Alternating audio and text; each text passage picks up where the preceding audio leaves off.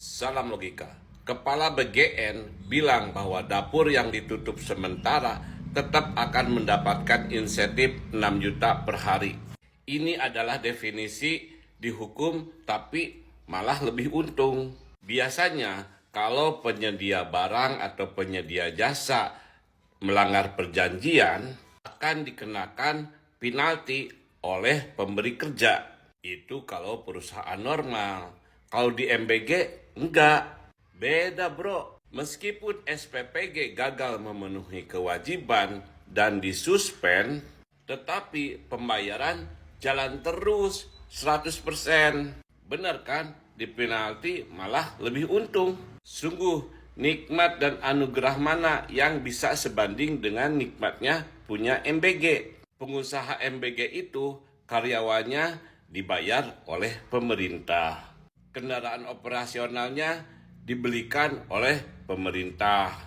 Bahkan kaos kaki karyawannya dibelikan juga oleh pemerintah. Gini, untuk yang sementara tetap dibeli. Tetap diberi Iya. sementara itu. Iya. Tetap diberi 6 juta per hari, Pak, ya? Wah, ini gila. Di saat rakyat lagi susah, ekonomi lagi nggak baik, semua lembaga dipaksa efisiensi, negara justru membayar insentif kepada dapur SPPG yang ditutup karena kasus keracunan dan karena tidak layak operasi. Coba kita pakai logika sederhana. Dapur ditutup itu artinya dapur itu bermasalah. Artinya ada kelalaian. Artinya ada resiko terhadap kesehatan masyarakat. Tapi bukannya diberi sanksi tegas, dapur-dapur ini malah tetap dibayar 6 juta per hari. Dan ini bukan hanya soal salah kebijakan. Ini sudah menjadi pemborosan uang negara yang terang-terangan. Lebih parah lagi, kebijakan ini akhirnya tidak memberikan efek jera sama sekali. Kalau dapur yang menyebabkan keracunan tetap dibayar saat mereka bermasalah, maka di mana insentif untuk memperbaiki standar keamanan pangan? Di mana rasa tanggung jawab para pemilik dapur? Bahkan menurut informasi yang saya terima, jumlah dapur yang ditutup itu bukan 1.720, seperti yang selama ini disampaikan oleh BGN. Angkanya sudah mencapai 3.778 dapur. Bayangkan, kalau 3.778 dapur ditutup selama 2 minggu dan tidak diberikan insentif sebesar 6 juta per hari, maka negara bisa menghemat sekitar 317 miliar. 317 miliar. Uang sebesar itu bisa dipakai untuk macam-macam program. Program pendidikan, program kesehatan, atau bahkan membantu masyarakat yang benar-benar membutuhkan. Jadi, ketika rakyat hari ini diminta berhemat, negara justru boros di tempat yang salah. Dan yang paling berbahaya, ini menciptakan preseden yang sangat buruk. Bahwa kelalaian tidak dihukum, bahwa kesalahan tidak ada konsekuensinya. Padahal seharusnya sudah jelas, dapur yang menyebabkan keracunan harusnya ditutup permanen. Dapur yang tidak layak seharusnya dievaluasi total dan jika perlu diberi sanksi yang tegas. Karena ini semua menyangkut kesehatan masyarakat. Ini menyangkut nyawa anak-anak kita. Maka kebijakan seperti ini harus segera dihentikan. Dalam sistem yang sehat, yang diberikan insentif adalah kinerja yang baik, bukan pelanggaran yang justru membahayakan masyarakat.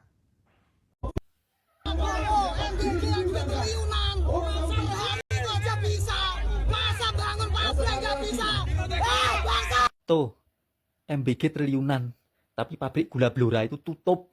Kasihan. Benar-benar miris. Bukannya ditolong, mobil MBG yang nyungsep ke perkebunan warga ini justru cuma ditonton dan dicibir habis-habisan. Warga mengaku tak sudi membantu karena geram melihat uang rakyat dihambur-hamburkan lewat proyek yang berujung petaka ini. Supir yang amatiran atau kurangnya keberkahan. Yang jelas, amarah warga sudah tak terbendung lagi melihat aset negara ini hancur sia-sia. Kalau emang bener nih ya, saya sakit hati banget, bener-bener sakit hati nih kalau emang bener. Masa sih sampai ratusan juta? Itu nyewa apa sih ratusan juta? Masa nyewa Zoom ratusan juta gimana? Mereka tidak kelaparan, tapi justru tumbang setelah makan. Makanan yang seharusnya memberi gizi dan harapan malah membawa rasa sakit. Anak-anak itu awalnya tertawa, duduk bersama, menikmati makanan dari program yang katanya untuk masa depan mereka. Tapi beberapa jam kemudian, tubuh mereka lemas, muntah, dan harus dilarikan ke rumah sakit. Anak yang biasanya ceria, kini terbaring lemah, wajah pucat, tubuh menggigil, orang tua panik, bingung, marah, sekaligus takut kehilangan.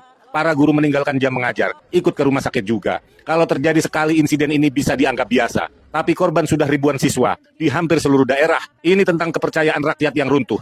Harus ada yang bertanggung jawab. Jangan biarkan kejadian yang sudah berulang kali terjadi dibiarkan begitu saja. Seolah tidak terjadi apa-apa. Seolah keracunan adalah hal yang biasa. Ini soal nyawa, soal rasa aman yang hilang. Meskipun sudah ratusan kasus terjadi, ribuan siswa keracunan, pemerintah belum pernah menetapkan satupun tersangka. Ini gila.